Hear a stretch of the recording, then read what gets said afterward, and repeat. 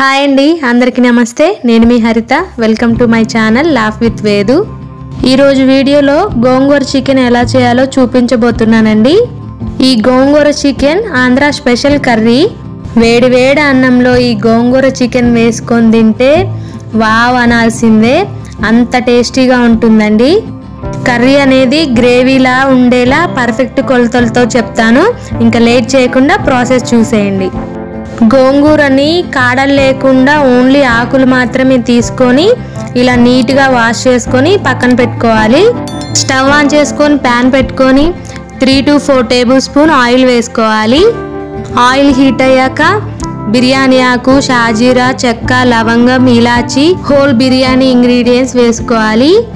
కొంచెం జీలకర్ర కూడా వేసుకొని అవి కొంచెం వేగాక సన్న ముక్కలుగా కట్ చేసుకున్న పచ్చిమిర్చి, ఉల్లిపాయ వేసుకొని వేయించుకోవాలి. ఆనియన్స్ గోల్డెన్ బ్రౌన్ కలర్ వచ్చే వరకు వేయించుకోవాలండి. ఇలా కలుపుతూ వేయించుకోవాలి. ఎప్పుడు రొటీన్గా కాకుండా ఒకసారి ఈ గోంగూర చికెన్ని కూడా ట్రై చేయండి. టేస్ట్ చాలా బాగుంటుంది. ఆనియన్, పచ్చిమిర్చి వేగాక 1/2 టేబుల్ స్పూన్ పసుపు వేసుకోవాలి. 1 టేబుల్ స్పూన్ అల్లం వెల్లుల్లి పేస్ట్ వేసుకోవాలి. అల్లం వెల్లుల్లి పేస్ట్ పచ్చివాసన పోయే వరకు వేయించుకోవాలి. ఇలా వేగాక మనం ముందే వాష్ చేసి పక్కన పెట్టుకున్న గోంగూరని వేసుకోవాలండి. 1/2 kg చికెన్కి 100 గ్రాముల గోంగూర అయితే కరెక్ట్గా సరిపోతుంది. 100 గ్రాములు అంటే 2-3 చిన్న కట్టలు. ఇంకా చెప్పాలంటే ఒక గుప్పెడంత గోంగూర వేసుకొని ఇలా మొత్తం ఒకసారి మిక్స్ చేసుకోవాలి. మరీ ఎక్కువగా వేసుకున్న కర్రీ అనేది పుల్లగా అయిపోతుందండి. ఎందుకంటే గోంగూర పుల్లగా ఉంటుంది కదా. కొంచెం సాల్ట్ని ఇలా స్ప్రింకిల్ చేసుకోవాలి.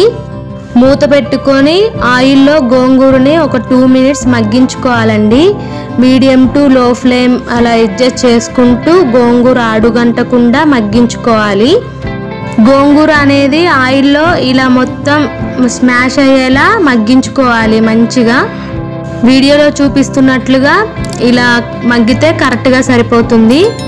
నెక్స్ట్ 1.5 టేబుల్ స్పూన్ కారం, 1 టేబుల్ స్పూన్ ధనియాల పౌడర్ వేసుకొని మొత్తం ఒకసారి మిక్స్ చేసుకోవాలి.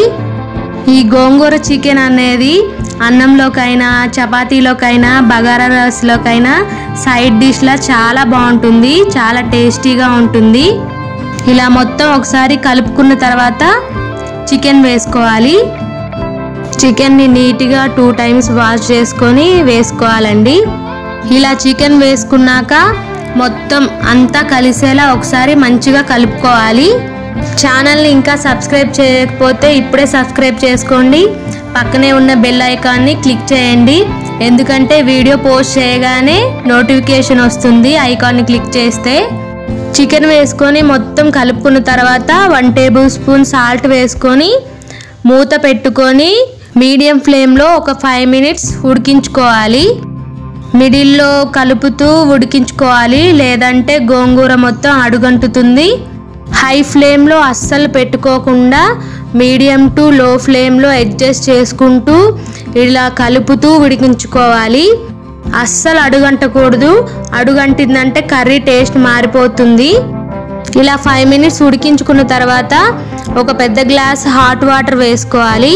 హాట్ వాటర్ వేయడం వల్ల చికెన్ తొందరగా ఉడుకుతుంది, గోంగూర మాడిపోకుండా ఉంటుంది. అందుకే హాట్ వాటర్ వేసుకోవాలి.